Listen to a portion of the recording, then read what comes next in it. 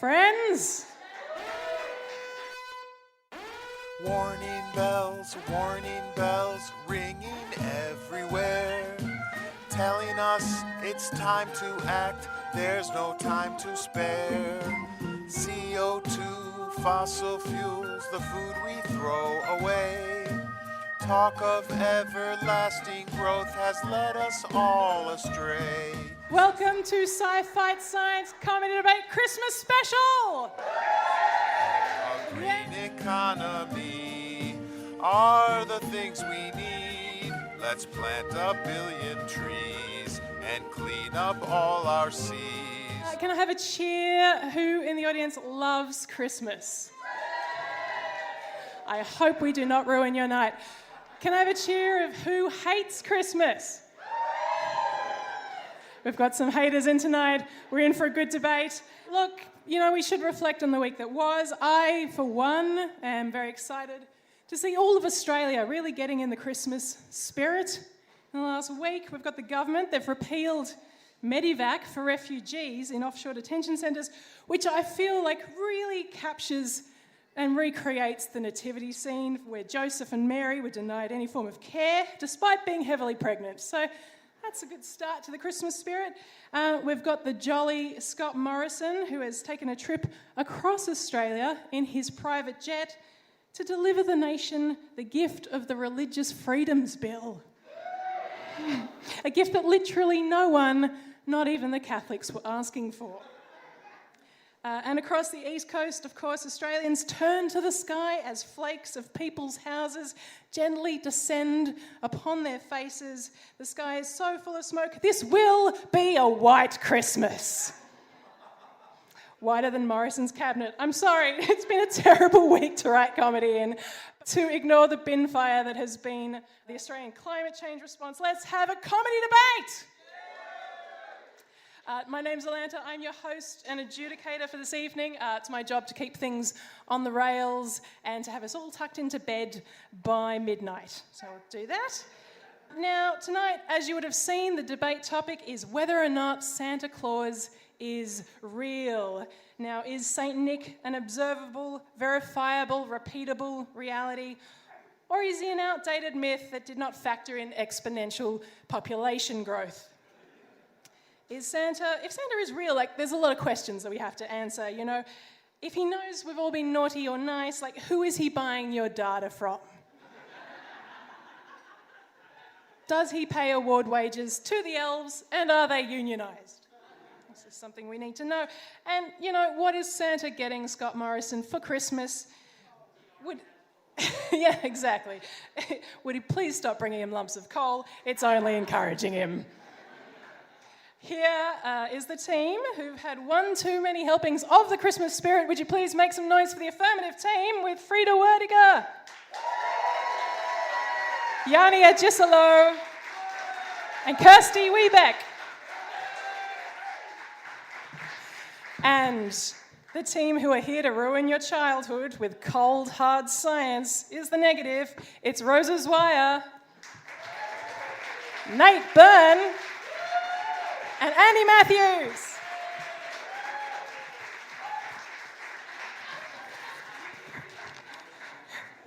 Wow, Andy, you got laughs simply for walking. Okay, no, I see why now, okay. The Grinch has arrived. Look, before we kick off, let's check in with our debaters. We'll start with the affirmative team. How are we all doing? Good. Yes, good. Excellent. Good. All right. Frida, this is your second time that you've been on Sci-Fi. You can use the microphone if you want. We are, in fact, being recorded for a podcast. You're a theoretical physicist, correct? That's correct, Alanta. Good to get my facts straight. When Frida found out the topic of this debate, she emailed me straight away and she's like, I want to do this debate. So we're going to find out more about what motivated you to do that later in the night. Yanni, we'll go to you. Welcome to Sci-Fi. Hello, it's my first time. It is your first time. We'll be very gentle with you. Well, there's no front two rows, so I'll be fine. They can heckle from the back. They've done it before. Now, you travel a lot for comedy. You've performed in over 44 different countries. Is 45, in fact. Oh, Oh, No, not over 45, like over 44 being 45. 45. It just sounds better when you say it that way. Was it 100, Yanni? No, it was 45. I love it. You must have spent Christmas in other parts of the world. Like, what country does Christmas best? Ooh, well, I was in Norway, which is technically closest to the home of Santa, if indeed you believe in that, which we do. And it was very cold and very expensive and very tolerant. I'm not sure. Not that those three, there's correlation, not necessarily causation. Okay. I'm not sure which of those three you were highlighting as being the best, but of the expensive... Comedically, the third, but, ethically, any of them. Okay. Well, welcome. I hope you have a very good night. Thank you very much. Kirsty, you're also a first-timer sci-fi. Yeah. Thank you for coming. Oh, it's my pleasure. I wanted to ask you, because you do a lot of travel as well for your job as a comedian. Mm-hmm. What's the weirdest gig you've ever done? Oh my gosh. I should know. People always ask me this, and I should know off the top of my head, but I'm like, there's like 63,000 contenders. We'll wait while you rattle it down. Probably the weirdest one was my dad's 50-year anniversary of joining the Air Force. Okay. And he thought that it would be a great idea to book his visibly gay comedian daughter. And when he asked me, I was like, of course I'll do it, Dad. And I was so touched. And then on the plane to Canberra, it suddenly dawned on me what I was doing. And I was like, oh, I don't think they're my crowd. And were they your crowd? No. I was right. Are we going to be Kirsty's crowd tonight? Yeah. You'll be all right. Rosa, we'll throw to you. Hello. Hello. Welcome to Sci-Fi. Thanks. Now, you've studied pure mathematics, haven't you? Yes. Yes, Yep. good. Yep. All right. It's terrible when I get the facts wrong about my team. Was that useful in preparing for tonight's debate?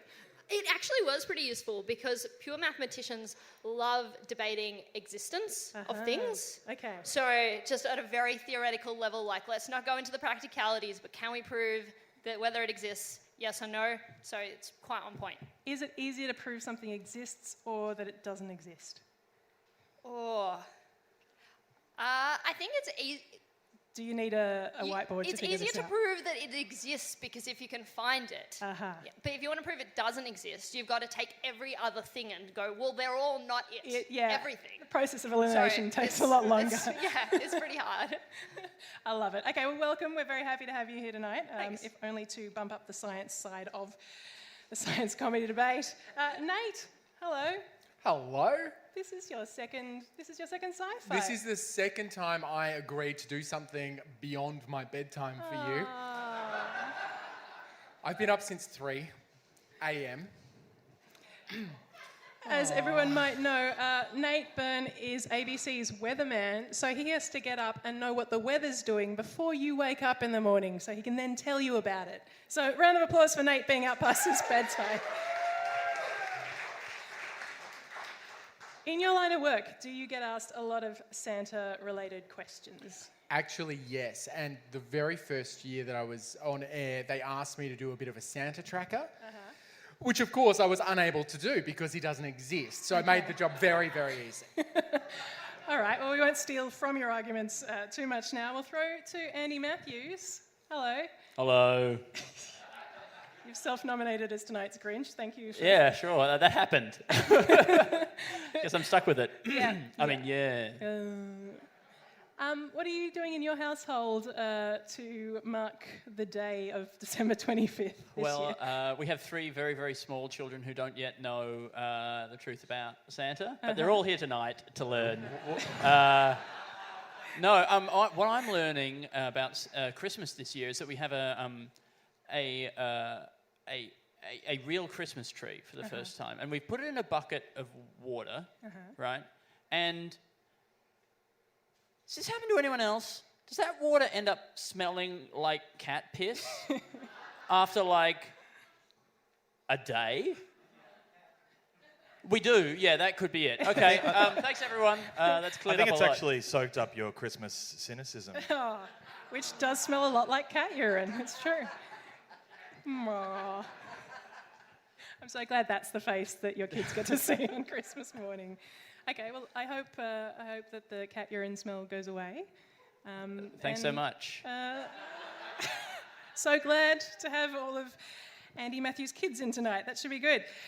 Now, before we kick off, I will present the rules of tonight's debate, because we know we all have a lot more fun with rules. Yeah, you're my people. Now, in the spirit of the season, I'd like to remind all the debaters tonight that this is a civilised debate, and they're not to defame the opposition. Save your devastating accusations for Christmas dinner with the in-laws. Now, each debater has 8 minutes. Third speakers have 10 minutes to make your argument. If you continue over that period of time, I will start singing Mariah Carey's All I Want for Christmas, and all you will want for Christmas is for me to stop. No. At the end of the debate, the audience will be called on to cheer for the side that they thought had the more superior argument, and like everything in the patriarchy, whoever is loudest will win. So, good to keep that in mind. Now I'm going to introduce our very first speaker for this evening. Frida Werdiger is, as covered earlier, a theoretical physicist, and she is intent on becoming the next best thing, or indeed the first best thing in medical imaging informatics. From the humble beginnings of imaging pieces of sticky tape, Frida is now responsible for developing deep learning algorithms to assist neurologists in their decisions to treat real human beings. That the Royal Melbourne Hospital agreed to hire her is a testament to her boundless charisma. Please make some noise for Frida Werdiger.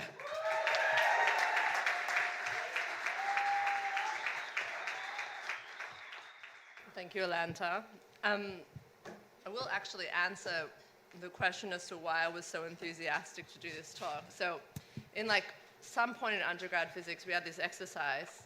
It was called to answer Fermi questions, which is to pose an obscene question and come up with the answer anyway. So, one example was, how many times a year can we be expected to be visited by aliens? Questions like obscene questions. Anyway, so that's why I was so keen to do this. It's a lot of fun. I'm very happy to be first speaker on the affirmative because it's my job to frame out the topic, which is Santa Claus real? And I've been told that you can't argue with me because it's Christmas time, which means that would be invalid. So anyway, I told my son I was doing this, and he thought the audience would be confused that a Jewish person was condescending to them about Santa. Which rapidly became a conversation about whether God is real, which we're going to address later as well. And he went on to decide to figure out what would be a valid proof of God being real. Indeed, what would be a valid proof? What does it take to hold a theory, to validate a theory? What is the precedence in the scientific community, and what does not have any precedence in the scientific community? And the opposition, I'm sure, will attempt to suggest that Christmas spirit is just a capitalist mechanism. But I'm going to explain to you that on 2 counts, I am the picture of objectivity. One is the Jew thing. Never received a Christmas present. Ever. Will never. And the other thing, sorry, I just need a minute. It's difficult. And the other thing is a scientist thing. A scientist, I work for the public. I benefit nothing from retail. And regardless, I'm not nice. I'm naughty. I'm a naughty, Jewish scientist with no Christmas cheer. So I'm not an experienced debater at all, so I'm also relieved to be first for that reason. I'm much more comfortable enduring a flood of humiliation from my seat. Also part of the scientist thing and the Jewish thing. My opposition, Rosa, is also a Jew.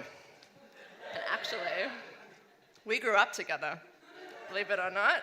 I was in the park the other week and I came upon her brother FaceTiming her mother, and I crashed the FaceTime. I said, "Hi, Tilly," and Tilly said, "Heard you're debating Rosa." And I said, yes I am.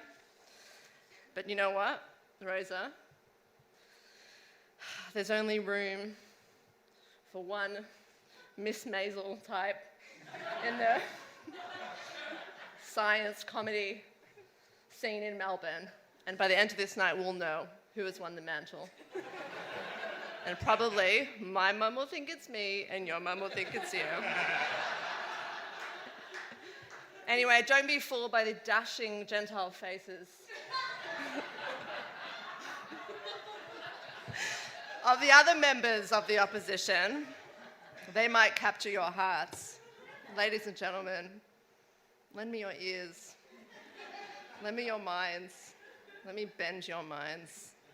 And if you do, over the course of the evening, my team and myself will leave you relaxed enough to hold on to your Christmas spirit and believing that Santa is real. He's in all of your hearts, and we are here to help him stay in your hearts. I'm saving your Christmas cheer, but only incidentally.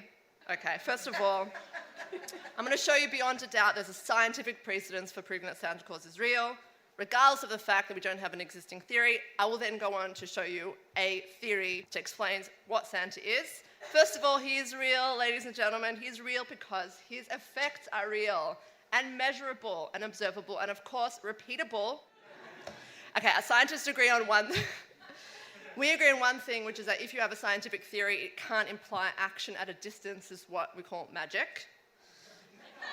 You have to prove that something is actually directly interfering locally and causing something to change. I don't believe Santa implies action at a distance. He comes down the chimney, puts the presents under the tree. None of that is magical. It's just kind of clumsy. But I don't need to explain it because I'm going to explain to you something about gravity. Newton's theory of gravity, yes. It was never a scientific theory. It was only ever a calculation device. We could observe and measure the fact that things would fall. He never provided a reason that excluded action at a distance by his own admission.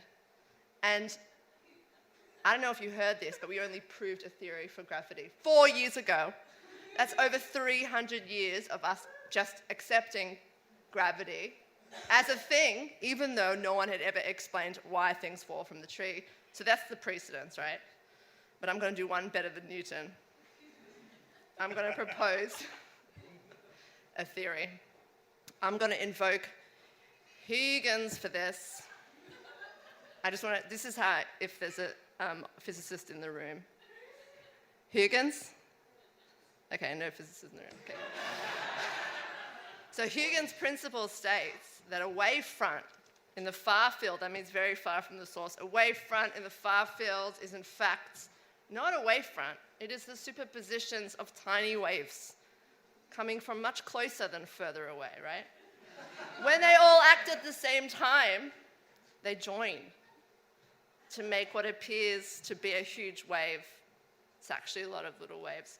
Is Santa Claus. One person traveled a very long way, interfering with all of the chimneys of the good Christian children on the same night each year, or is a superposition of the smaller fronts originating in the near field, which acting in the same direction at the same time cause a single larger front, which is to say Santa is the parents. He is the force created by the simultaneous actions on the parents. He is a manifestation of Christmas spirit. Yes, he is a force interacting with your chimney, with your tree, resulting in the placing of the presents under the tree. Ladies and gentlemen, Santa is as real gets. Thank you very much. Frida Werdiger. I do enjoy a debate that starts with someone deciding to one-up Newton. That is a good start to an evening in my book. Now, before we move on to our next debater, I do want to share with you some news from the science world. This week it was proven that giant tortoises can learn new tricks. Just getting an upper hand on the old dogs, so good for the tortoises. Historically, giant tortoises have been considered, solitary creatures with minimal intelligence, but researchers recently found that they can be trained to use a touch screen if then rewarded with a strawberry. It's pretty cool. It's the exact opposite of toddlers who can be trained to eat a strawberry if then rewarded with a touch screen. It works out. It was thought that tortoises weren't smart enough to share resources and communicate, but scientists now conclude that one tortoise will show the other tortoise where food is by just looking in its direction. Before, they just thought they were avoiding eye contact out of respect for the fact the other tortoise had food in its teeth, like, all the time. Again, it's just highlights to us man's arrogance. We're always finding out that animals are actually smarter than we originally thought they were. And, humans have always thought that they were smarter than tortoises because they only ate vegetables. They spent a lot of the day napping in the sun. And tortoises thought they were smarter than humans for exactly the same reasons. Now, our next speaker cannot be tempted by a strawberry alone. Rosa studied pure mathematics. She has made mathematical artworks featured around the world, which is very exciting. She's published academic papers, including one on spherical magnet constructions, and designs games to teach maths concepts to students. She now works at ScienceWorks, where she occasionally makes small children cry by smashing liquid nitrogen called rubber ducks. But it's in the name of science. Please make some noise for Rosa Zweier. Thanks, Alanta, and thank you, Frida, as well.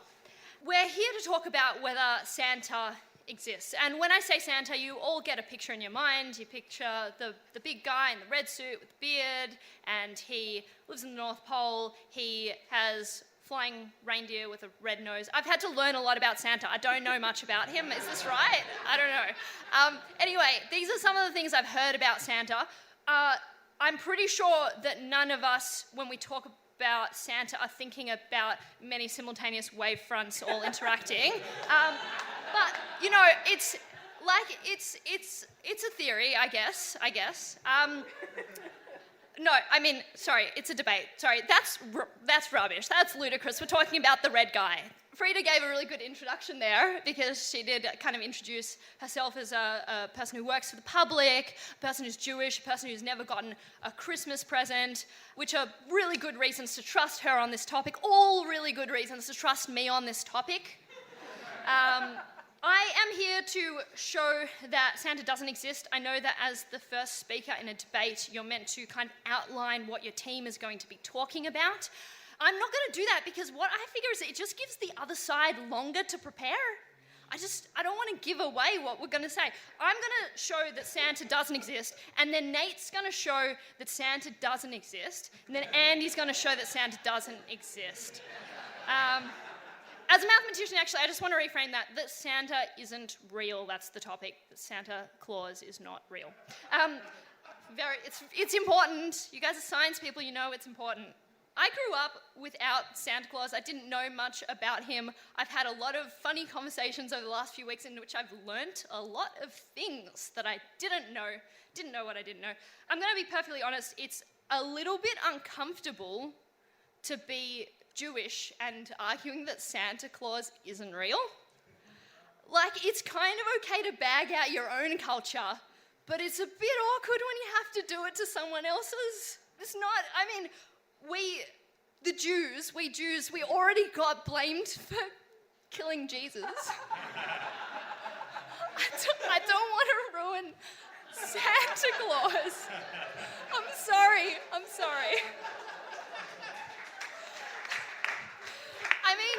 It's hard to know exactly where to draw the line, you know, if you're a Jewish person talking about Santa Claus. Like, for example, would it be too far to say that Santa Claus is, an imaginary figure that promotes overconsumption, waste, plastic production, slave labor, animal abuse, racism. Have you guys heard about this blackface thing with the chimneys?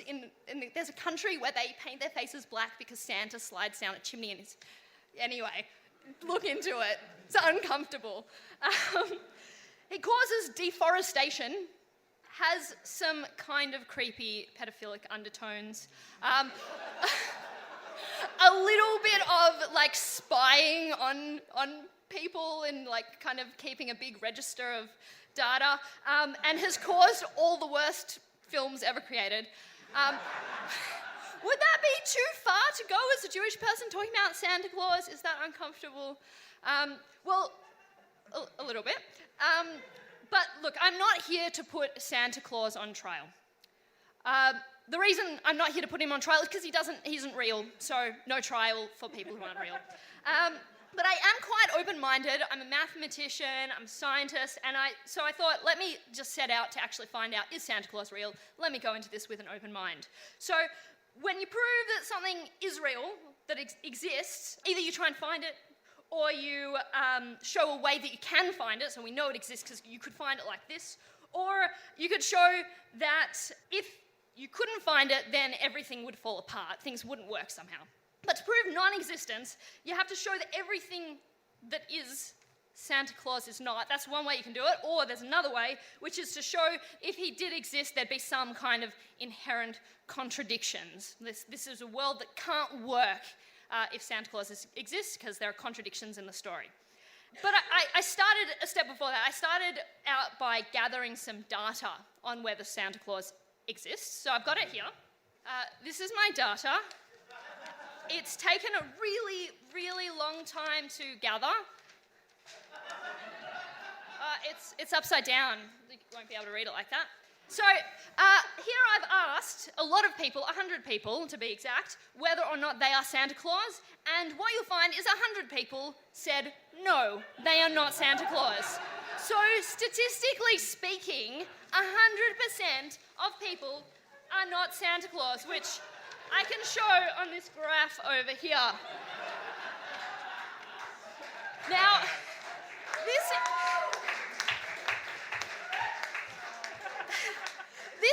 it actually took me a very long time to gather this data. I thought that I knew like 100 people and it would be easy. It has not been easy. I took it to the work Christmas party, ironically. I took it to another party. I've asked everyone I know to sign this thing. It's hard to get 100 names.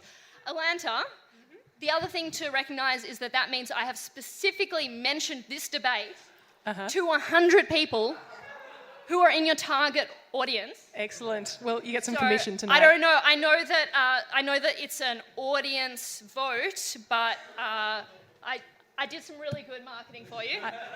I didn't say stacking the room wasn't illegal, so well done you, finding a loophole. Okay, so I did get a few interesting things on here. I got my colleague Doug. He wrote his name in, and then he circled yes that he is Santa Claus. But I have some really good evidence that he's not Santa Claus. His name is spelt D-O-U-G, Doug, but Santa Claus is spelt S-A-N-T-A-C-L-A-U-S. Not the same, so I invalidated that data. I also did get one person writing in Santa Claus and circling yes, but that one was an outlier, so I got rid of it. Good science. I took it to the Christmas party, and as people got more drunk, they wrote in sillier and sillier things. One person said that not only aren't they Santa, but they've never even seen Santa. Another person said that they actually had seen Santa. She saw him outside a well-known brothel in Fremantle on Christmas Eve getting arrested. If he was arrested on Christmas Eve, how could he do his work? That's like a big day for Santa, okay? It doesn't hold up. Am I allowed to go off the record? Can I go off the record? Can you guys just cover your ears for a second for me? I got someone at the Christmas party who was very upset at the level of science I was doing. And I work for a museum, so there are some very sciencey people who are very sciencey. I didn't know if he was joking, but he was really upset at how I was doing this science. He was like, this is not good science. I couldn't tell if he was joking or not. I was like, it's for a comedy debate. I'm just massaging the dad. And he was like, you're not doing this properly. And I said to him, it's for a comedy debate. And he goes, well, it's not very funny. And then he walked off. But there we go. That's my data. 100 people, all not Santa. If 100 people I happen to know aren't Santa here in Melbourne that are connected to me, I'm pretty sure it's safe to say that it's not real. Now, I want to bring another point to your attention. If Santa Claus is real, how come rich kids get better presents than poor kids? Ooh, yeah. So... You're basically saying, if you think Santa Claus is real, you're basically saying you think poor kids are worse than rich kids. And they are more likely to steal, right? So it's uncomfortable, right? It's uncomfortable. That's why you need to say that Santa Claus is not real. If you cheer at the end of this debate for their team, you are cheering to say that poor kids are worse than rich kids. Now, I have a couple of last points. They say that Santa lives at the North Pole, but Santa can't live at the North Pole because the Earth is flat, as we all know. So that's outrageous.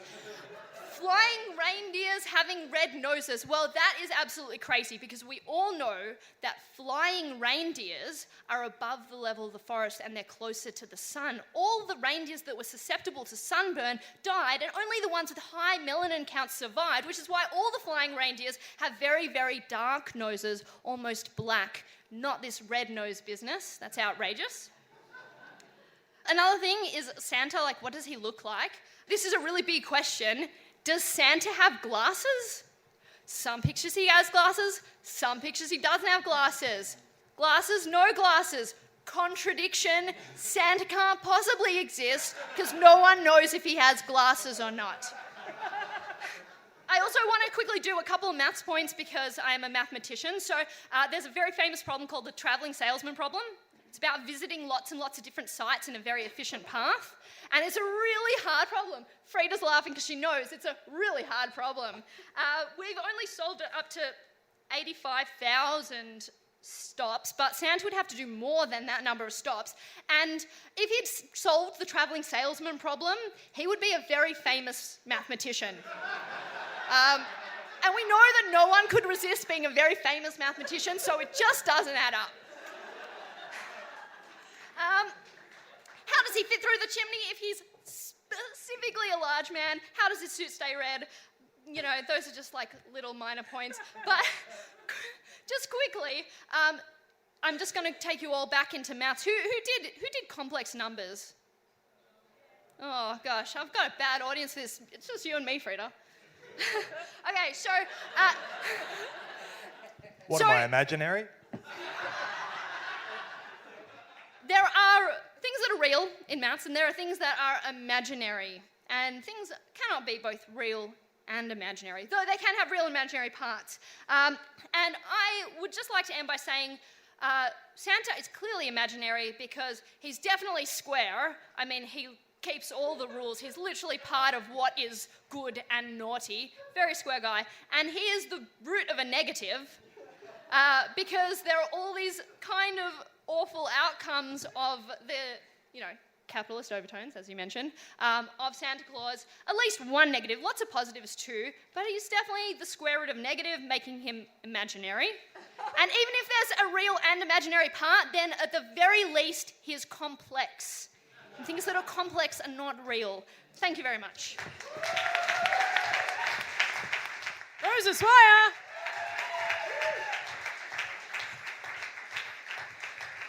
In the 3 years I have been running sci-fi science comedy debate, no one has done their own quantitative raw data collection. Can I have a round of applause for us? Though your friend is right, it's not a randomized controlled trial. That would not make it into any academic journal. Let's be honest. Before we move on, I did want to share some more science news with you this week. They also announced that next year Seattle will be opening the world's first human composting facility. So that's something to look forward to. The bodies are actually covered in wood chips and aerated for 30 days, which is a great way to compost your deceased loved ones and really gets you out of that situation where you have to call the council and ask whether or not it's okay to put them in the green bin. So that's good. After 30 days, the body is actually fully transformed into soil, which can then be used to grow new life. And the company, get this, recommends that if you have relatives with a particularly acidic tongue, they're really good for the pH balance around your lemon trees. So keep that in mind. It is a great new facility. It does really enable you to actually reduce the carbon footprint of your deceased loved ones. Which is a literal carbon footprint with my grandma. She had a wooden leg, so she's dead. She's not going to hear this. Someone who's not dead is our next speaker. I do this job for the segues. Yanni is an award-winning comedian and writer who's performed sellout shows across Europe and Australia, and he's currently touring his new show, Australia Says Welcome, parentheses, conditions apply. Please make some noise for Yanni.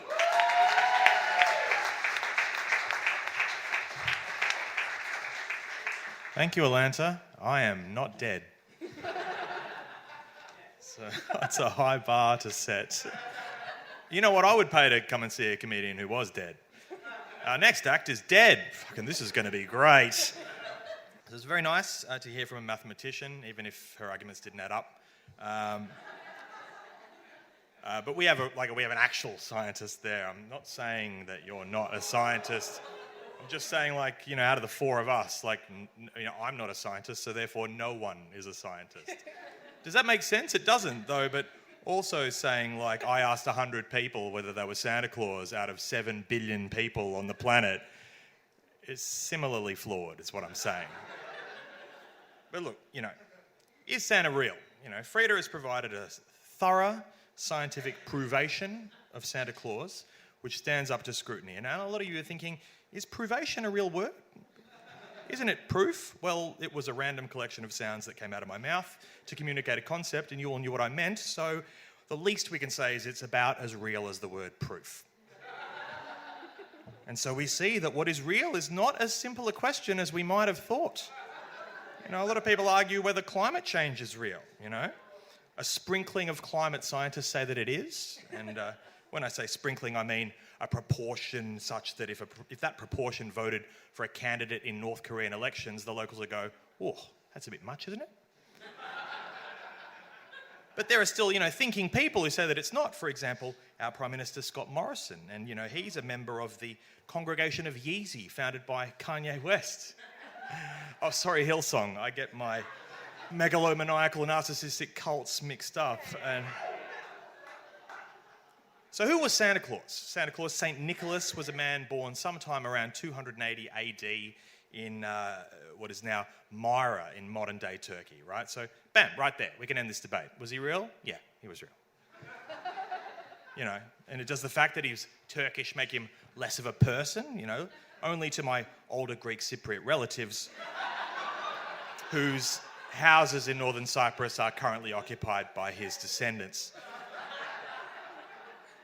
But obviously that's not the thrust of this debate, is it? Much like the debate about Jesus isn't really whether there was a guy called Jesus, who lived in the Bible lands, was really jacked and inexplicably white. No. The debate is whether he was the son of God. And similarly, the debate about Santa isn't whether there was a guy called Nicholas who lived in Turkey. No, it's whether or not he's not jacked at all, again, inexplicably white. And after a month of celebrity shopping mall appearances, jingles all the way around the world at Christmas Eve, delivering presents to children with generosity commensurate with each child's competence and zeal at taking orders from authority figures in exchange for material reward.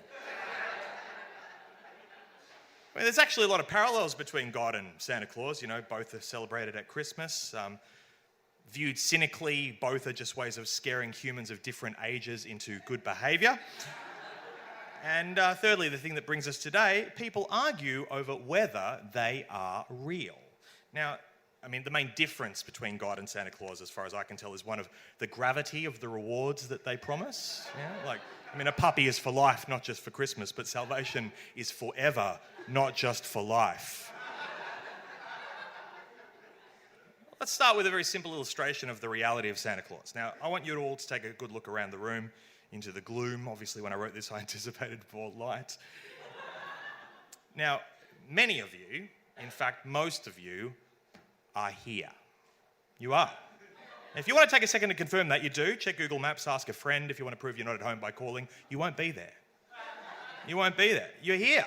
Because tonight's debate was entitled, Is Santa Claus Real? And every one of you read that title, thought, well, that sounds funny, even though I've never heard of the second speaker for the affirmative.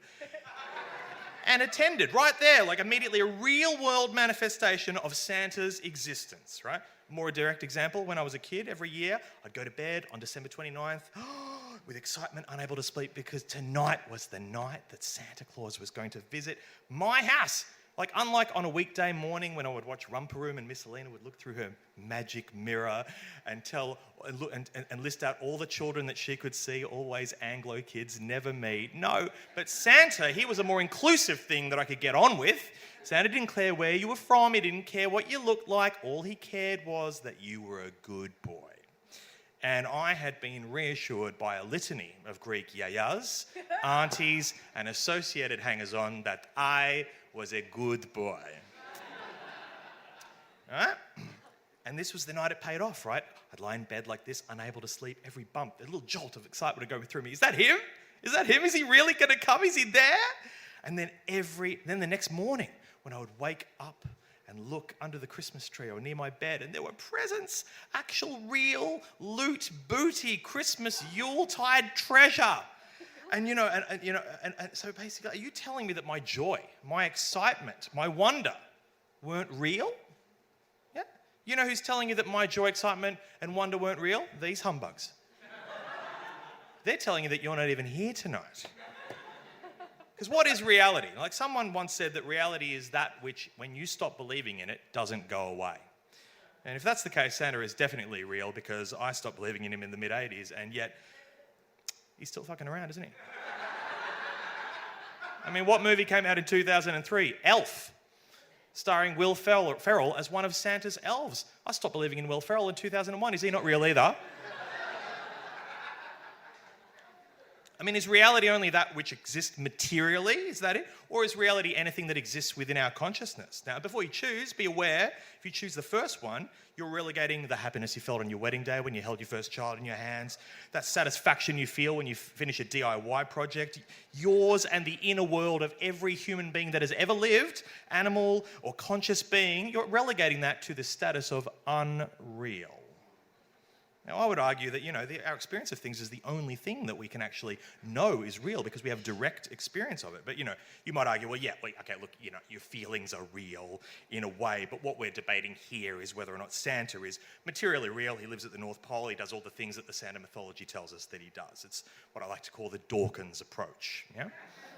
Because apparently Richard Dawkins, one of the most skeptical people on the planet, he doubts there even is a planet. And he said it was wrong to teach children about Santa because it actually promotes an early belief in the supernatural rather than scientific rigor. That basically teaches them to believe, that in things that aren't possible, rather than to marvel at the myriad of wonderful, real, mind-blowing things that are possible, that exist in the world. And I agree wholeheartedly, right? The modern world is incredible, and anyone living in 280 AD, when Saint Nick was born, would think what science is capable of in 2019 is tantamount to magic. And that's the other side's argument here. That for Santa to be real, it would need to be magic, like actual real action at a distance, to use, your science terms. But I've actually been paying attention recently, and what I'm saying is, I think using 2019 technology, creating Santa Claus is actually possible. Like, how can we go about doing this, right? He knows when you've been sleeping. He knows when you're awake. He knows when you've been bad or good, so be good. For goodness sake, bum, bum, bum. Right? Yeah, thank you. Well, I've been doing comedy for a few minutes now, but just singing gets applause. That's great, thanks. I reckon using nothing more than a MacGyver-esque combination of an Apple Watch, Amazon Alexa, and the Chinese government's far-reaching and draconian social credit system, we could create a real-life Santa net, yeah? And for the small price of mortgaging our freedom and liberty to 3 completely trustworthy entities. Let's say sometime in July, little Billy says a swear word in the privacy of his own room.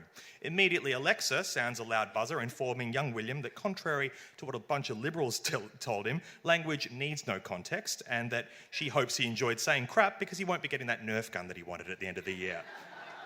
In frustration, William explains, "Fuck," and boom, there goes the sweets in his stocking as well. Yeah? Furious, the boy stands up, stewing on the injustice of it all, well past his bedtime. He stays up. Alas for Billy, his Apple Watch monitors his vital signs, right? This is the watch he got last Christmas when he was a much more obedient boy. And he registers this transgression, and as punishment, he's now denied Christmas lunch. So right. You might be like, okay, we can monitor behaviour, but what about present delivery? But I've lived in London when you can order stuff on Amazon Prime and it arrives the same day. I'm telling you, like with a combination of Apple, Amazon Prime, and automated drone delivery, we could easily deliver presents from localised Santa depots worldwide to every single house within that night, right? We could automate the whole thing, yeah? It could just happen in the background. Parents could be as oblivious as a Mum in a Loonig comic, and, come Christmas, they could just look at their crestfallen kids and go, "Wow, you just got wood shavings and a craft single? You must have been bad." What a perfectly modern system of behaviour monitoring, right? The best thing is it could be easily expanded to adults too, yeah? Everyone could be monitored for good and bad behaviour, and at the end of the year, whoever did what Santa wanted would get their picks of products from Apple, Amazon and China, all without having to result to supernatural thinking, lying to children, or any elf and reindeer abuse. Dawkins would be chuffed.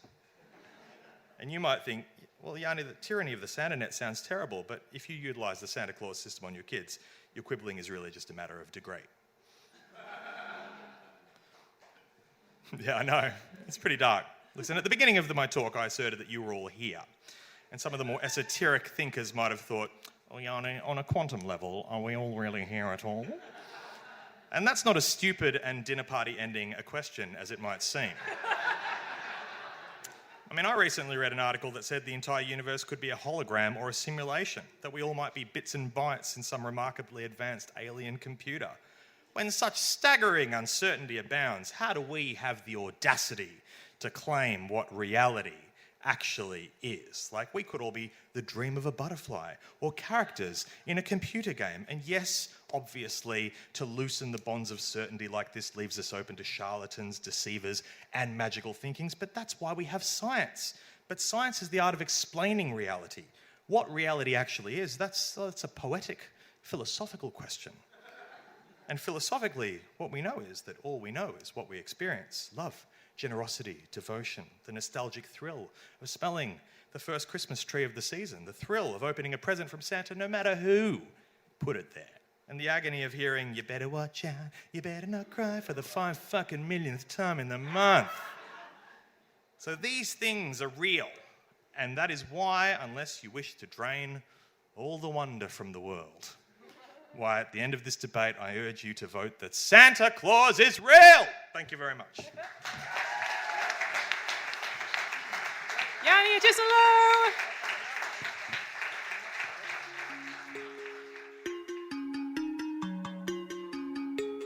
Hi, this is Holly Hammond, Director of the Commons Social Change Library, with a resource recommendation for climate activists.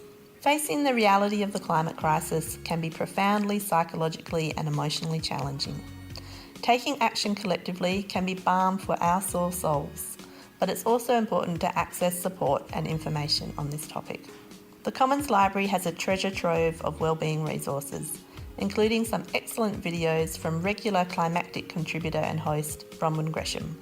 They include emotional health and our response to a changing climate, and overcoming the top 3 challenges to self-care. Browse the wellbeing topic on commonslibrary.org or type Bronwyn into the search bar. The Commons is your one-stop shop for resources for community action. All right, Break time is over. You've had enough fun. Back to the science comedy debate.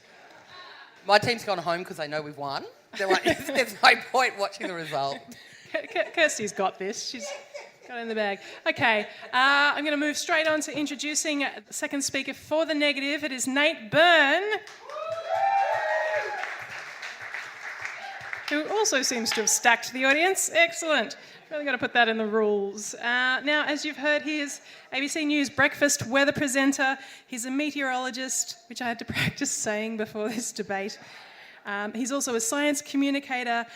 He's a former Questacon science scholar, and he's toured the Outback, and also he was a Royal Australian Navy lieutenant. Did I say it right? Close enough. Yeah, I'm making a call who wins this debate. Now, that means Nate has subsequently mastered Earth, Sea and Sky, and is here to master the final frontier of your hearts. Make some noise for Nate Byrne!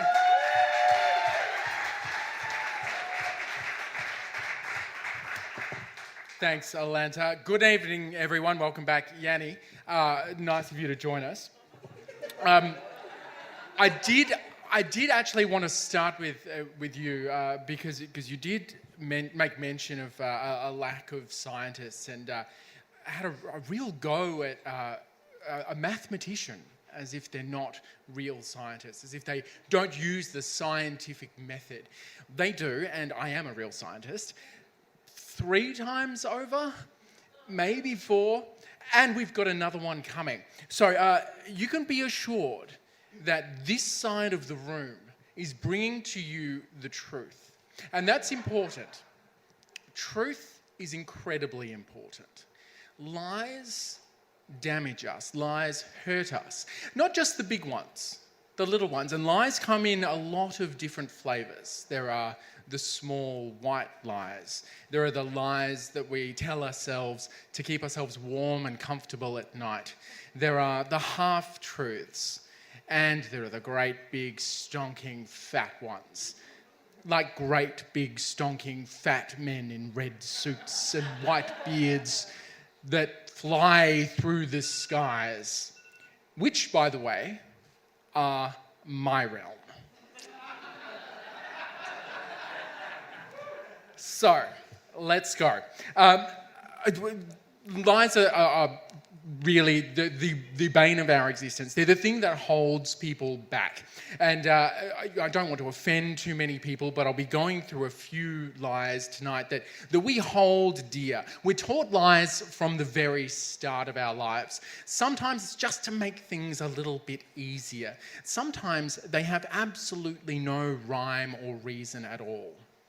Mucus is not made thicker by drinking milk. Yep. Science. Carrots. Zero effect on your ability to, see in the dark and improve your eyesight. This government is not doing enough on climate change. Just the small lies you tell to keep yourself warm at night. Ironically, by telling that lie, they are keeping us warm at night.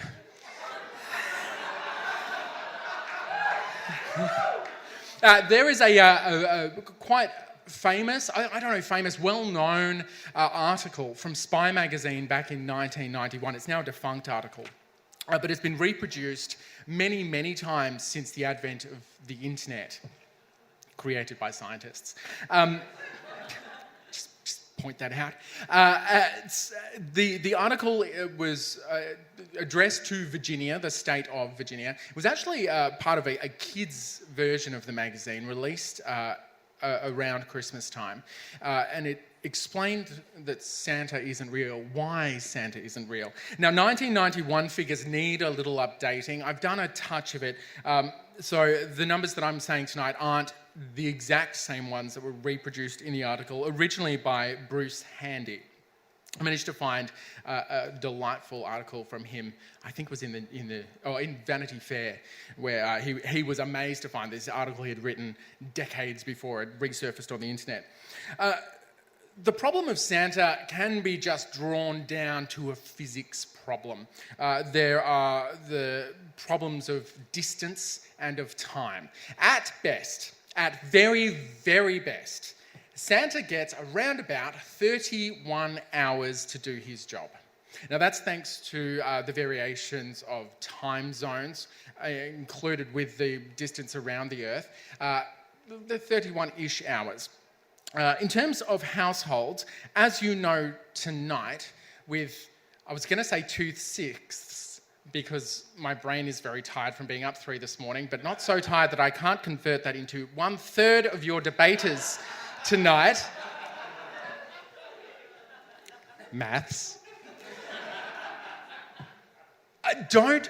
Have never had Santa in their lives. And in fact, it's probably something a little bit more like 15% of the world that do have Santa in their lives. Because you can take out the Jewish people and the Buddhists and the Hindus. And, a lot of us just don't believe in Santa. From the pool of those who may believe in Santa... It is not our official position to take out the Jewish people. Merry Christmas.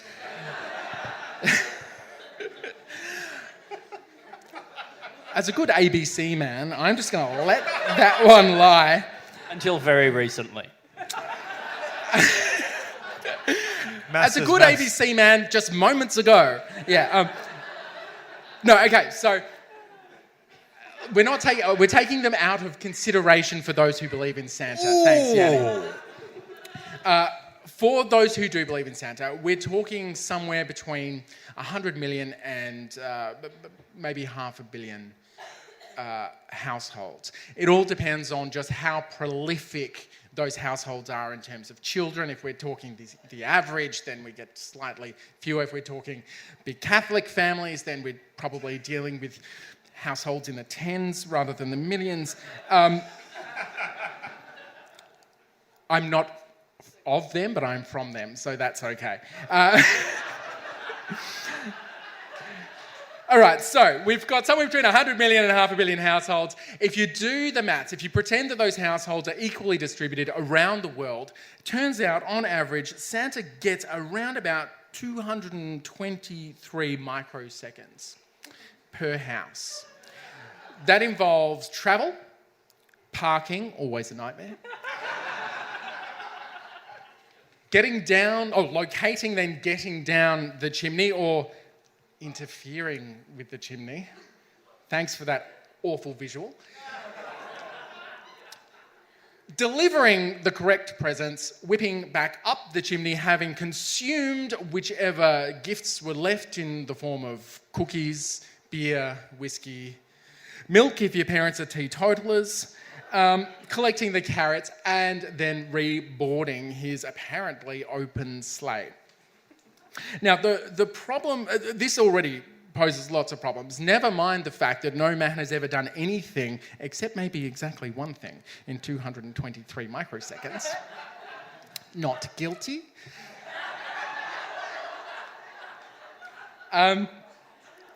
But that would involve him consuming in a single Christmas Eve, and I acknowledge that we're dealing with potentially more than 24 hours here, but something in the order of 20,655,000,000 calories. Give or take. Now, for those of you that deal not in calories but in kilojoules, as is our want in this country, 87 trillion kilojoules, roughly, which is the equivalent of around about 10 million average daily recommended intakes of energy. So to say that he is a big, fat man and he's very jolly and his whole, bowl full of jelly situation kind of doesn't cover it. This man would have to be so enormously huge or be really into purging, probably from both ends. Probably continuously. probably leaving a trail of destruction across the globe that would be very, very visible and would provide incontrovertible evidence of his existence.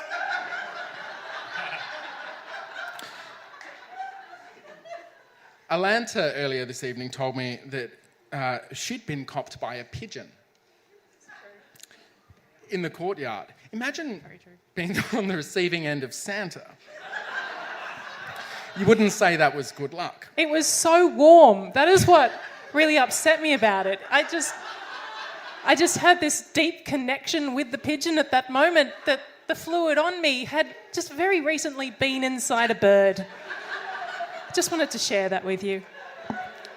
And now imagine that a similar liquid, which had been inside the body of a very, very old, very elderly, very huge gentleman, it's, I would say, trillions of times worse. Okay, now, this huge dude with all, and we're assuming dude, right? It's 2019. I'm not sure that Santa has gendered themselves publicly, so I do feel a little bit uncomfortable about calling him a dude. But I'm also uncomfortable about the interfering with chimney things and, cancel culture. So, I mean, for that reason alone, let's get rid of him, even if he is around. But, big, huge dude, they are driving through the atmosphere. The atmosphere is very frictiony. We don't really notice it when we are living in the atmosphere as ourselves, but try to throw a rock at the earth and it burns up. So too would Santa. He would be he would have to experience forces round about 17,500 times greater than gravity in his zipping between households. First, he would become a very large pancake, and then he would have to dissipate a few trillion joules of heat energy. Air isn't very good at transporting heat. He would instantly vaporise. So this was the main thrust of the article, right? There are a few more things to think about. Let's pretend that somehow he's not in the open carriage that we all think of, the sleigh, where he's just sitting there fully exposed, but he's in some sort of craft that would protect him not only from the amazing amount of friction, it would also have to protect him from the cold, because being high up in the atmosphere gets very, very chilly. Now, you don't want to be in the lower parts of the atmosphere because it's full, especially in 2019.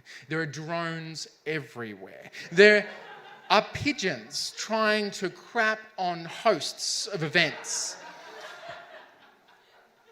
And if he's coming to Sydney, a very thick, dense layer of smoke that he would be unable to navigate through. Now, so that means you want to be high. You want to be high up in the atmosphere to get a clear ride, because when you're travelling as fast as he has to travel, it doesn't give you much time for turning, and inertia is a bitch. Trust me. So he'll have to go quite high. Now, aeroplanes travel at, I'm going to do it in metrics, even though we use feet in aviation. I say we, I'm a meteorologist. I forecast for them. So yeah, I'm like a pilot. Anyway, those of us who do aviation, yeah, we talk in feet. So they, around about 36,000 feet. Let's call it 10 kilometres up. Roughly. He'd want to be above that. The problem is that's usually around about the end of the troposphere, at a place called the tropopause. So the advantage you'd get of being above that height is that you'd be out of the way of commercial aircraft, you'd be out of the way of most of the weather. Good news there. The problem is it's fucking freezing. We're talking probably minus 57 degrees Celsius or more. Now, it varies. This is actually really interesting. I'm going to stop being funny because I didn't know this until I became a meteorologist. The thickness of the atmosphere changes. At the poles, it's literally smaller because the air is colder. And in the middle of the Earth, the troposphere where weather happens is deeper. So cool. Anyway, in my humble opinion, on his way up to those great heights, he would have to go through a lot of very, very cold air, a lot of humidity and a lot of frost. So not only would he have to be able to put up with this heat shielding and all the rest of that, once he's up there at cruising altitude for some fraction of his 223 microseconds, he'd have to be making sure that he wasn't encountering any clouds, otherwise he'd be covered in frost. A couple of types of frost. There's rime frost, which is good. That's when you collide with super cooled droplets of water. They cause absolute havoc. Planes have several systems to make sure that that doesn't happen. There's another type of frost where it comes straight out of air. It moves straight from a vapor to a solid. Maybe my favourite type of frost. We know? It's called hoarfrost. Every time I became a meteorologist as an adult, and every time the very serious meteorologist from the Bureau said to me, and hoarfrost, just in the corner you did. I was a naval officer at the time as well, so doing my country proud. Okay, so there's a quick lesson on some atmospheric thermodynamics, and don't get it wrong, this very much is a lecture. There will be a test at the end. So I think something Yanni was saying, actually, he's kind of nailed it. Kind of. I mean, he's got the wrong end of the stick, but he's in the right direction. You're welcome. I think that the only way that Santa Claus could be real is if there wasn't a Santa Claus. The only way it could be real is if there were many, many, many Santa Clauses. In fact, pretty much the only way to divide up this problem is to put a Santa Claus, probably one in every house. Perhaps two for efficiency. Just, sort of take the wide distribution of your problem to make it easier. Now, even better if you could convince them to do it without having to pay them. I mean, we all know the companies, the big ones in Australia, manage to get around tax anyway, but, just to make his life a little bit easier, if Santa was to exist and started hundreds and hundreds of years ago, one of two things has happened. Either it's the one guy that's managed to live that long, or it's somebody who managed to convince everybody that he was around and a real thing. There's actually a third option. We just made it up to try to keep kids good. I think if you want there to be a Santa Claus, there is a way to do it. There is a really good way. You have to find a kid, someone who needs a Santa Claus, and you need to do the right thing. You need to look them in the eye and lie to their face. Lie hard enough and hope they're gullible enough to believe you. And then make sure you can be fucking quiet enough when you're dropping off the presents so that they don't figure it out. It's the only way, because Santa is not real. We live our lives surrounded by lies. Vitamin C, and I do say vitamin, no, I sometimes say vitamin, I don't care, has no effect on colds. There is no wisdom in ancient Chinese medicine, and it is not ancient. You don't get tetanus from rusty nails. I know, but why would it give you? It's an infection. Okay, John Farnham will go on tour again.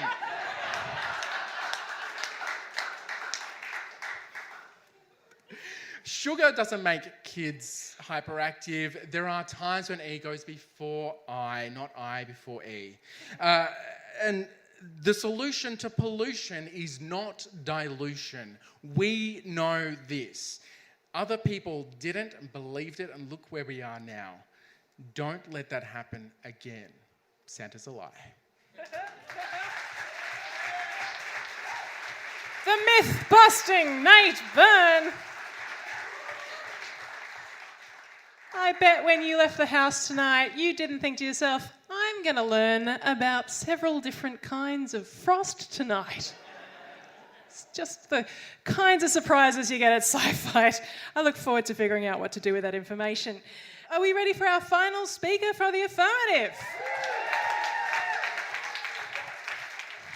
Good, because she's speaking next. Kirsty is a regular on the Australian comedy circuit. She's been on ABC Radio a whole bunch and appeared on ABC's Tonightly with Tom Ballard. She went on regional tour through WA this year with the Melbourne International Comedy Festival Roadshow, and she opened for Joel Creasy to sold-out shows in Sydney and Perth. Make some noise for the final debater for the affirmative tonight, Kirsty Weebeck.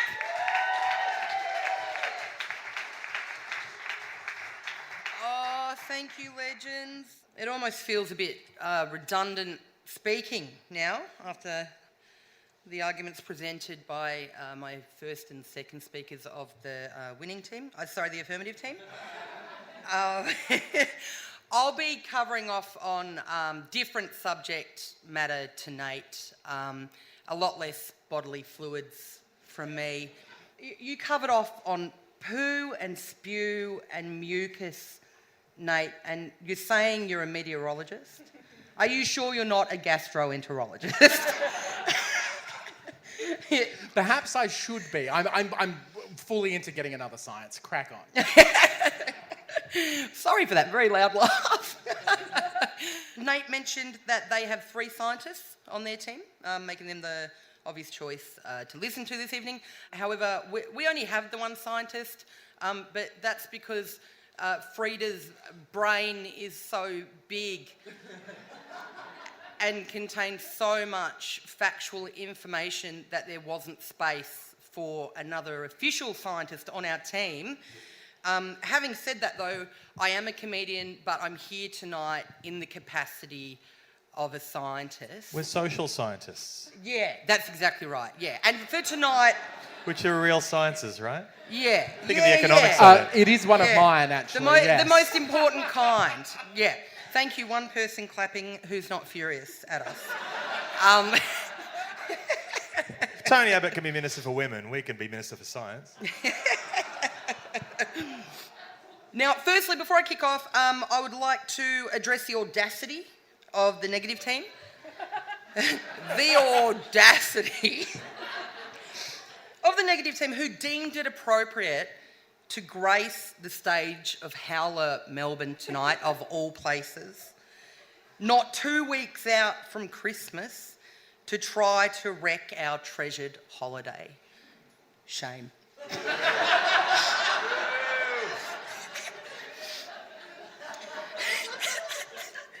And now to refute some of their arguments. No. Spot on. Well said, well argued, spot on. Absolutely not. Yeah. Boo. Now, at the very start of the show, like before we even started the debate, right, just when Alanta was having a little bit of congenial chit-chat with the members of both teams, Andy mentioned that his children don't know Santa isn't real. And the inference was that he doesn't believe in Santa, which is obviously ludicrous, but lies about it to his 3 small children. Regardless of what your beliefs were before tonight, can you in good faith believe the team of a man who publicly acknowledges he can lie to 3 small children who he is tasked to nurture and educate?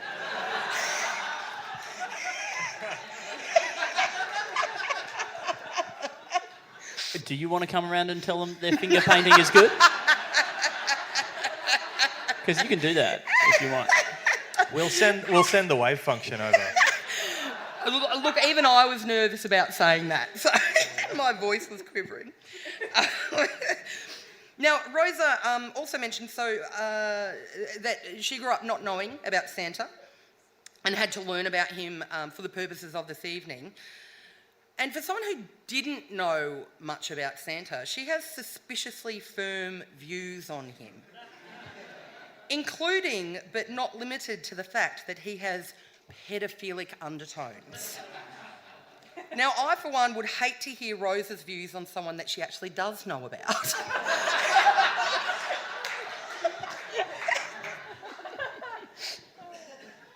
Also, as Yanni mentioned before, ridiculously tiny sample size regarding Rosa's data. Props to you for doing some quantitative research.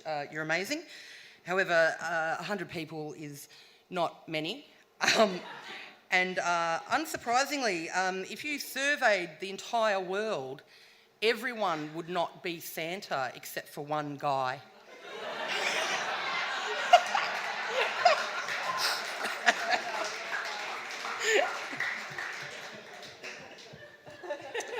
But would it be a guy?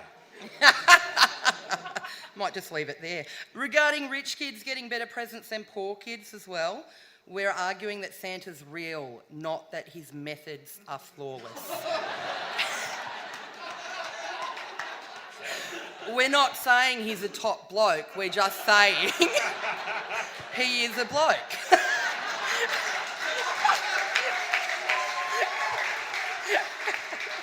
Also, just to address one more of Rose's points that she made, it's also possible to only require glasses for, reading, or driving, or ordering your elves to make more toys faster. I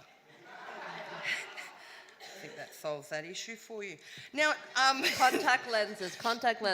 Oh, What the hell? Yes. What the hell? Yeah, contact. See, our scientist has just said contact lenses. You can't wear contact lenses in the snow because they freeze to your eyeballs. All right, nerd. I literally just made that up, but it sounds real, doesn't it? It sounds real. Did you just come to a science comedy debate with the rebuttal, all right, nerd? Yeah. That's a bold move. Yeah, I'll never work in this town again. I know. Now, to quickly reiterate some of the arguments so eloquently put forward by my fellow team members, Santa's real. That was the main one. Yeah, that's actually all I've got as well. Yeah, so I hope I said it with enough conviction.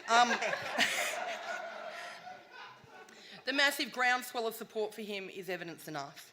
I'm not here to bullshit you and suggest that he's acting alone and genuinely traversing multiple time zones, as we found out would be very difficult.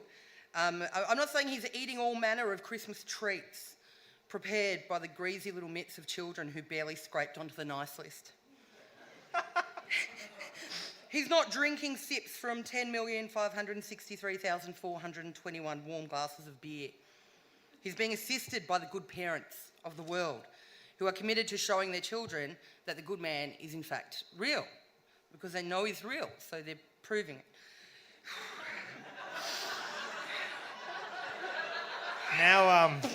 Now prove climate change. Like, we're still behind me, aren't we? I know it's getting flimsy. Also, as Frida stated, she is a picture of objectivity when it comes to this topic, which is the main reason we won this debate within the first 2 minutes. He's real because his effects are real and repeatable. Every year, the same story plays out. It's because we understand him and his behavioural patterns, because he has behavioural patterns, because he's real. It's wonderfully circular and scientific.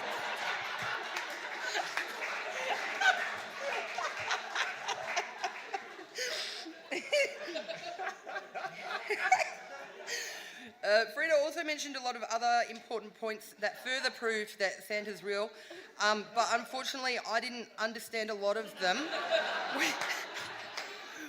which has made it really hard for me to summarise. But I think we can all agree that she spoke with such conviction, and she mentioned gravity and is also, objectively speaking, the picture of objectivity on this topic, so we can safely conclude that Santa is in fact real and the physical embodiment of the Christmas spirit. Interfering with ... Not being your children. As Yanni stated, people believe climate change is not real, proving that it is in fact easy to believe in things that are objectively and factually real. And I forgot to say not.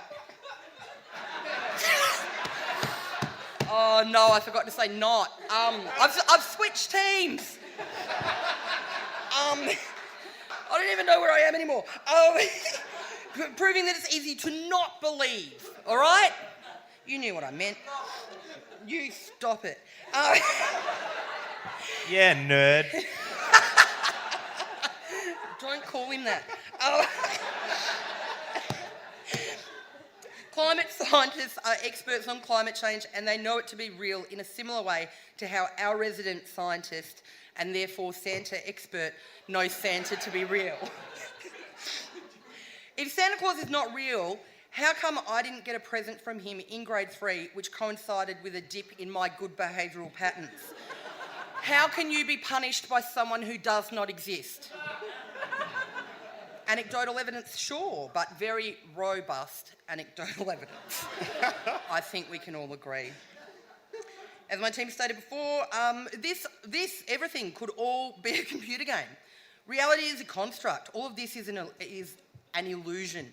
So even if you believe Santa is an illusion, that makes him the same as you and I.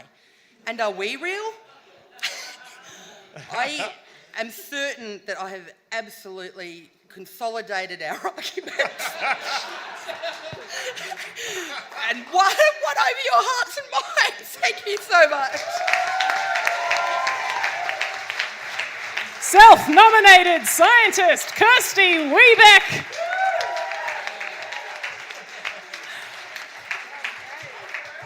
Bold move.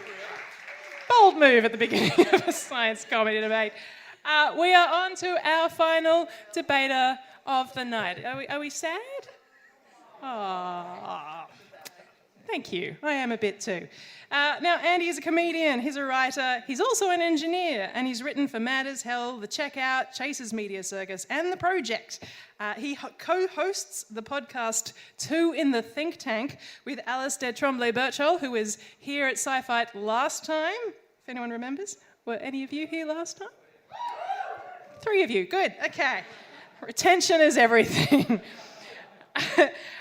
In Two in the Think Tank, Alistair and Andy come up with as many sketch ideas in the time allotted to them as they can. Their record is 200 sketch ideas in 16 hours and 58 minutes, which is insane. Please make some noise for the insane Andy Matthews.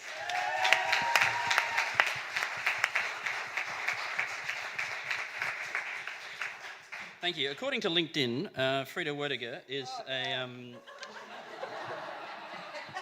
is a theoretical physicist, and I'm sorry we couldn't get a real one for you tonight.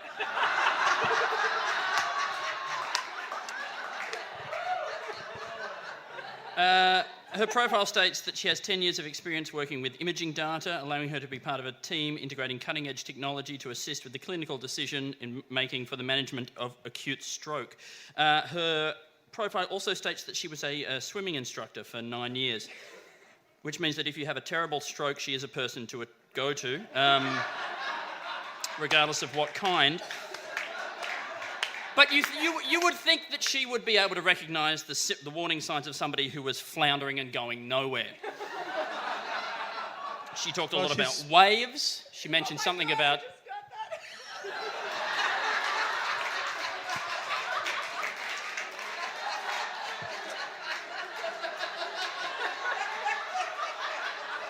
Which just goes to prove action at a distance. She talked a lot about waves. She talked about superpositions. I think I have about $3,000 in ethical super and a couple of hundred with Vic super. I'm thinking of rolling it together.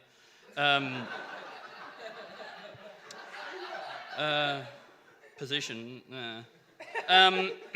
She said that Santa is your parents. That's our argument, but thank you. She seemed to suggest that small things can add up to, in some way, contribute to a big thing. Anyone who has looked at Australia's climate change position would disagree that that is true. They do that by interfering with one another to make up a big thing. I don't know what to say about that. Well, that's our argument. Well, you can keep it. I don't know if I'm supposed to rebut the host, but I would just like to point out that Alanta, you missed a couple of good puns. If giant terrapins are capable of being taught tricks, then I guess they really taught us a lesson.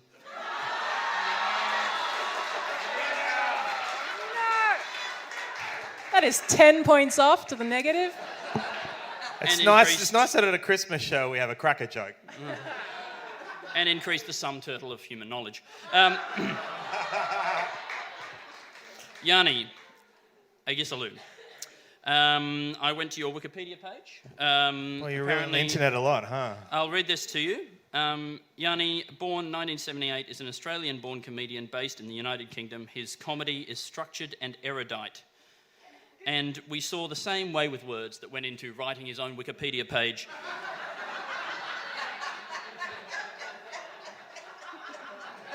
In his presentation tonight. Although I would like to pick on a few things. He said we are all here, although anyone who's looked at the front row would know that some of us aren't.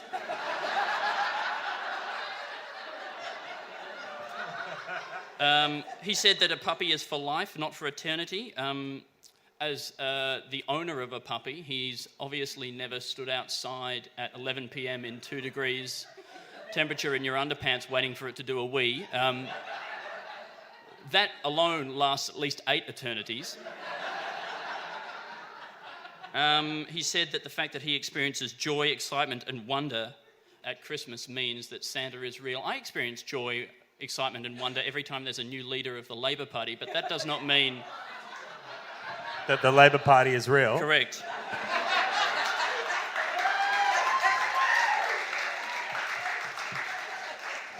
I can do the rest of his set if you want. He said that even if Santa isn't real, we can make him. That's beside the point. We can do a lot of things. I can put down my phone and pay attention to my children. That does not mean that I will. Blah, blah, blah, blah, blah. Kirsty seems to believe that our position is fuck Christmas. That is not our position. It may be my personal belief, but that is beside the point. And she ended with saying, how do we know that we are real? Save it for your bong-ripping friends.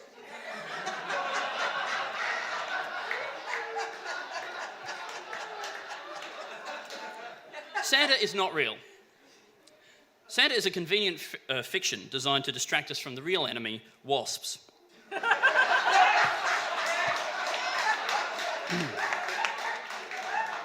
Santa is not real like the Easter Bunny or the Queen's birthday squid who goes from house to house, swimming through the toilets, delivering Baby Bell cheese to all the dads who remember to rotate the tyres on the station wagon. Santa... People who believe in Santa can't even get their story straight. I mean, was he invented by Coca-Cola? Surely if Santa had been invented by Coca-Cola, his name would be Fanta Claus.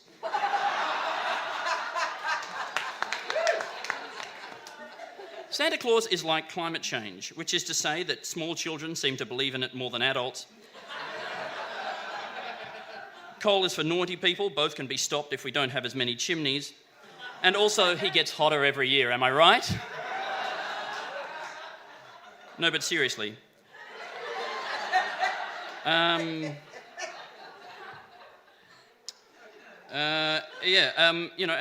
Rosa pointed out, even if Santa was real, he would be cancelled. Like every famous person you admired as a child who had a weird relationship with children, Santa is definitely a pedophile. But more importantly, if Santa Claus was real, then why are there no sightings? Where is the shaky mobile phone footage? Even Bigfoot has the Patterson-Gimlin film. Well, I have combed the literature looking for a single eyewitness account of what Santa Claus looks like. And this so-called real person. He's everywhere. He's at Maya. He's everywhere. You go to Melbourne Central, he's sitting right there. He's everywhere. That's... Burke and Lonsdale Street, Maya. We took our children to see Santa Claus, and we almost went into one door, and then a person stopped us really suddenly after I'd seen in and seen Santa Claus and moved us into a different room with a different Santa Claus because the first Santa Claus was getting changed. So your argument is since there's two Santa Clauses, there's no Santa Claus? Correct.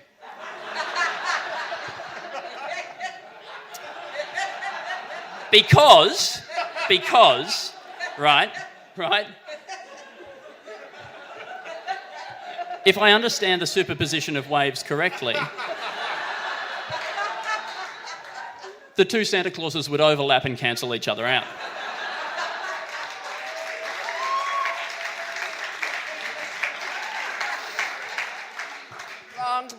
Wrong. Interfere with one another constructively. Why are you so anti-science? I am going to start referring to lovemaking as constructive interference. Thank you.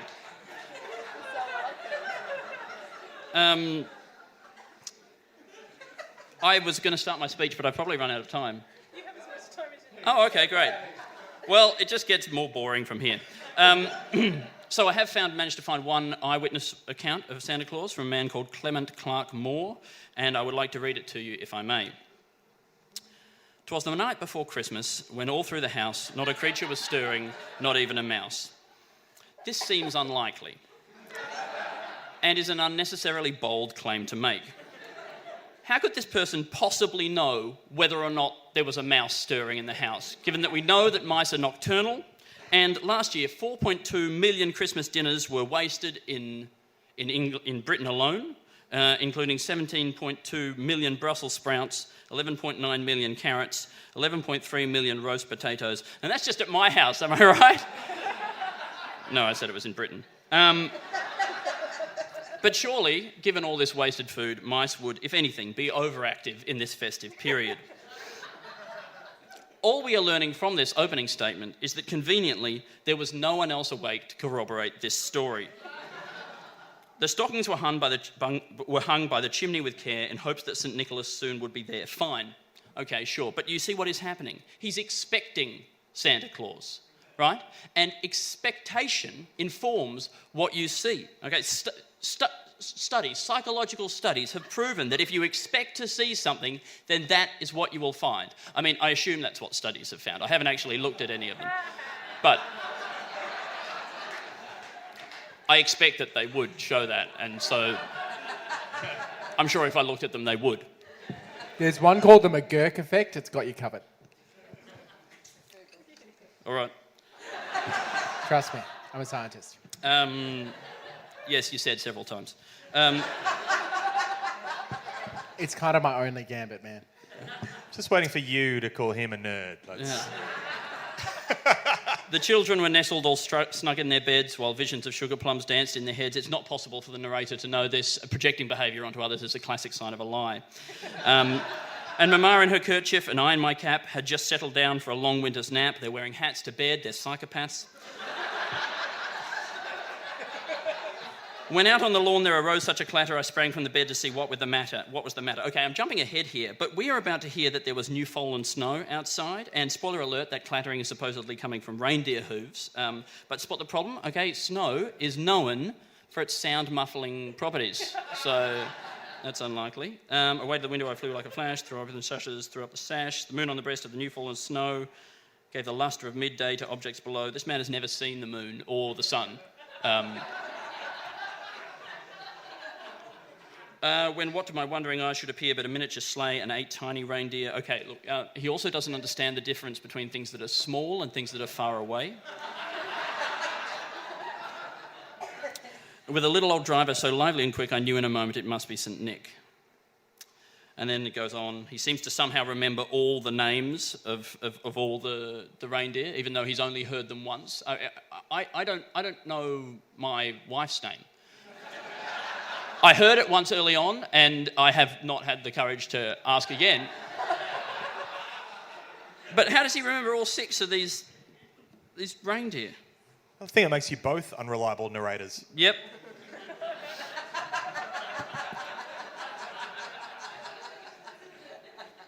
As dry leaves that before the wild hurricane fly when they meet to an obstacle mount to the sky.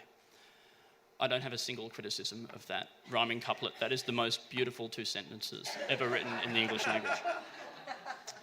Okay, so up to the housetop his coursers they flew, with a sleigh full of toys, and St. Nicholas too, and then in a twinkling I heard on the roof the prancing and pawing of each little hoof. Okay, so what are they? Are they hooves or are they paws? Okay, get your story straight. And he could hear the prancing. I mean, what does prancing sound like?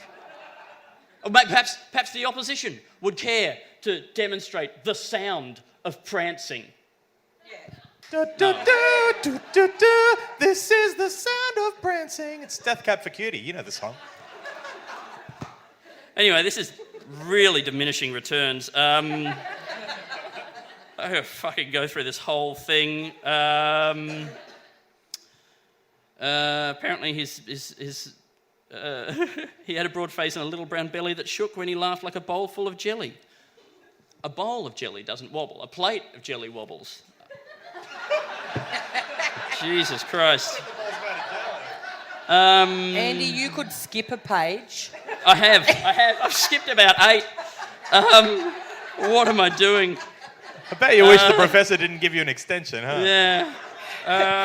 It is almost Christmas time. Okay. He was chubby and plumper, right? Jolly old elf. Okay, now he's a fucking elf. All right? He's an elf, and his workers are elves. Does that make Santa some kind of, like, queen elf who gives birth to all the baby elves?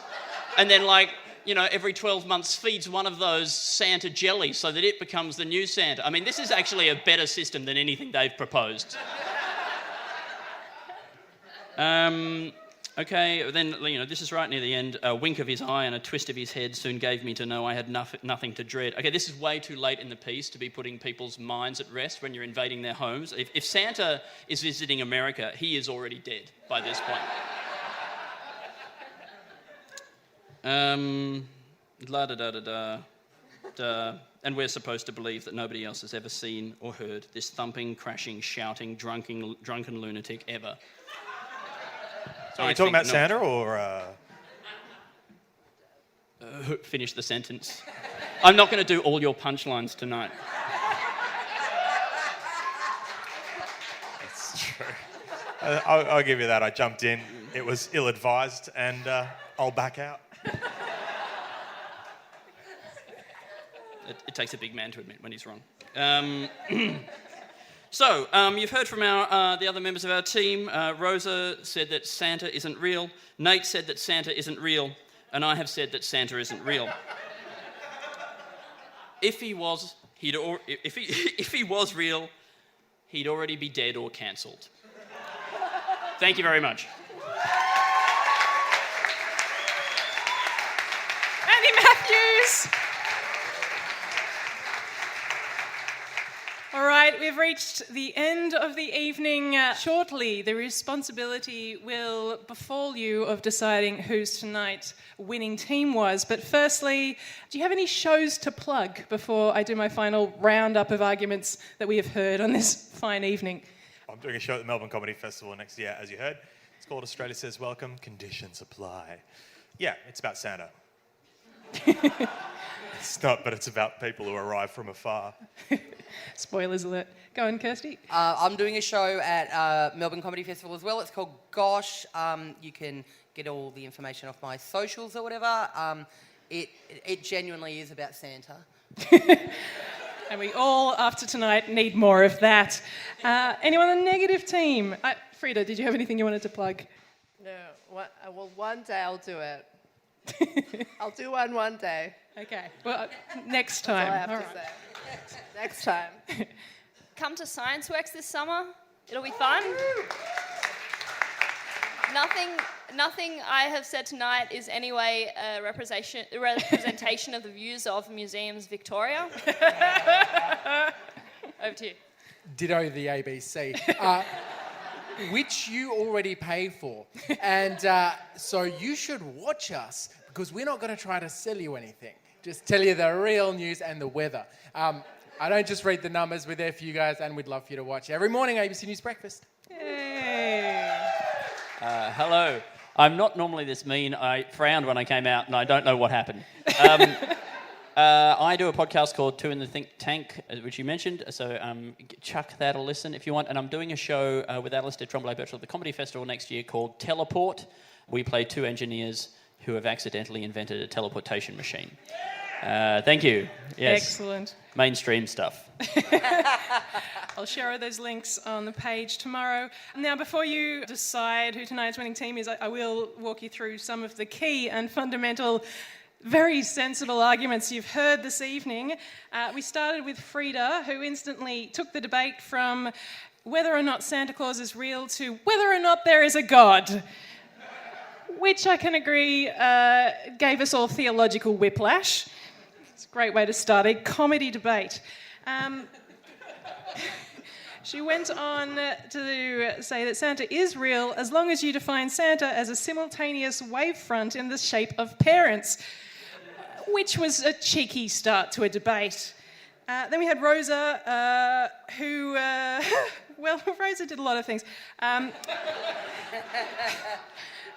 Rosa apologised for the death of Jesus. I don't think she used those words specifically, but I felt that that was the intent of what she was saying. Now, she's made 100 new friends, which is great. And her main argument was also that Santa is a pedophile and that... In defense of that, he asks little kids to sit on his lap and offers them treats and asks if they're naughty or nice. Parents deliver the children, so if anyone should be blamed... It's true. Unfortunately, in today's society, arguing someone is a pedophile makes them more real, not less. So that was the main problem with that argument. We've won.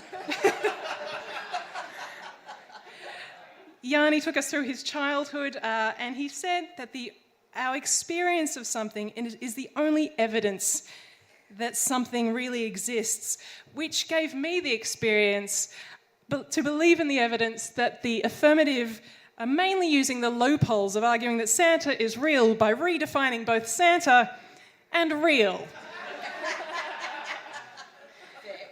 Well, if you want to use your traditional definition of real, fine. Then we had Nate. Now, Nate actually ran the numbers on Christmas Eve, which was basically some of the very few bits of science brought into this evening. Also argued it could only be real if there was a Santa in every house, which was the point that I did start to suspect that Nate and Frida had been conspiring before the debate to throw the whole thing, but I'm still not sure in which direction. Kirsty declared herself a scientist, which was a boss move at a debate with a room full of scientists. She questioned Andy's fathering qualifications, and that's about all I have for Kirsty. And That's all I said. Andy said many, many wonderful things, but after he said the phrase Queen's Birthday Holiday Squid, I lost all concentration and I'm still not sure what's going on. This is the point when I am throwing it to you. Now, if you believe that the evidence presented tonight completely confirms in your mind the existence of Santa Claus, please make some noise.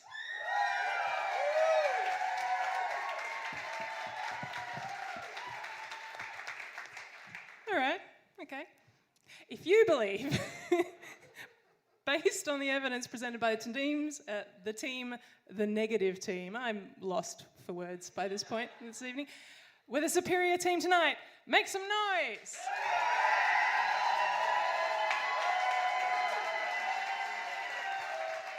Nah. What's happened? Now, It's because they warmed up. They did a warm-up and then it was bigger. Precisely, Kirsty, that is what I was going to say. Unlike the lack of rigour in Rose's scientific research, I have done this before. And all you have to do if you want the negative to win is cheer louder than the first cheer. So, we're going again. If you thought the affirmative were the better team tonight, make some noise! Yeah! Woo! And the negative?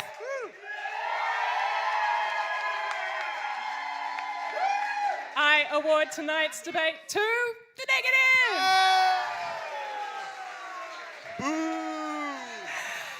And just like democracy, half, if not more of us, are unhappy with the results. Thank you so much to all of our debaters for a brilliant night.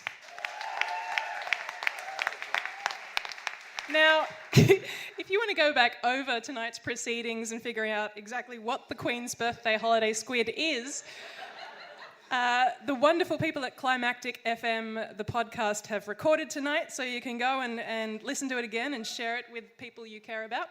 Enormous thank you to Howler Melbourne for having us. Yay. Big thank you to Rob on sound. And if you did not have a thoroughly awful time, you can jump on scifight.com.au and click the subscribe button, and I'll let you know when we're going to do this again.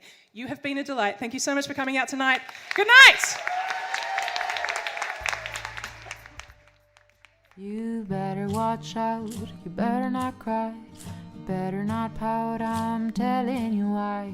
Climate change is coming to town. There's something we missed, forgot from our list, something real nice, and that thing is ice. Climate change is coming to town. I know it isn't easy, I know it seems unfair, but we've got all a job to do for the children everywhere. So you better get smart and make a new start. It's time we all started playing our part, 'cause climate change is coming to town. Thanks to Camilla Palermo and Musicians for Climate Action for those climate carols. You can find links to that wonderful group in the show notes, and they organize flash mobs and musical performances all around the world. They're a great group for you musicians out there to find like-minded people in your space. And our thanks, as always, to Alanta Colley for letting us bring you this sci-fi science comedy debate. If you're around Melbourne or any of the cities where sci-fi is being held, it's honestly one of the most fun ways to spend the night with science. Look out for more sci-fi and more from Alanta specifically in 2020. Alright folks, this has been our holiday special. I hope you've enjoyed it half as much as we've enjoyed bringing it to you. This won't be the last episode for the year. We will have one more coming to you before Christmas, but then on Christmas, we're kicking into something special. The Climate Podcast Showcase. Now, if you're following us on social media, you've probably seen this by now, but if not, I'll just tell you quickly here that instead of taking a break this holiday period, we're instead bringing you 14 solid days of episodes of other shows from Australia's climate community. It's something really special, it's going to be really fun, and I can't wait to bring it to you. Find out more information at www.climactic.fm/climatepodcast. And you can also find a link there to vote for our episode of the year, which this year is a listener's choice. That's right, it's up to you. I have no control. I'm so terrified. Please don't pick one of mine. Please pick any of the other amazing hosts who've done amazing episodes. I don't want to hear myself again. I want to hear one of theirs over the holiday period while I'm having some time off. All right, thank you so much for joining us. Thank you for the amazing year that has been 2019, and also horrifying and depressing, and in many ways awful. But here's to 2020 and doing better. Let's do that.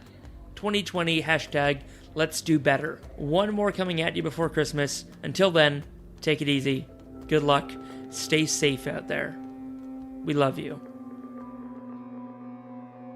Thank you for joining us. You've been listening to Climactic, the flagship podcast of the Climactic Collective, a podcast network dedicated to lifting the voices of the climate community.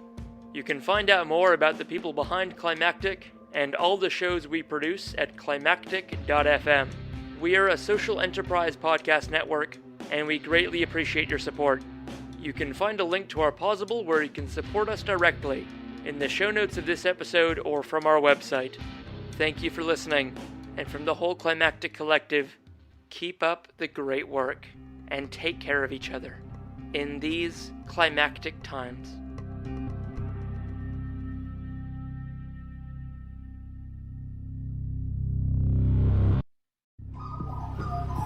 The Climactic Collective.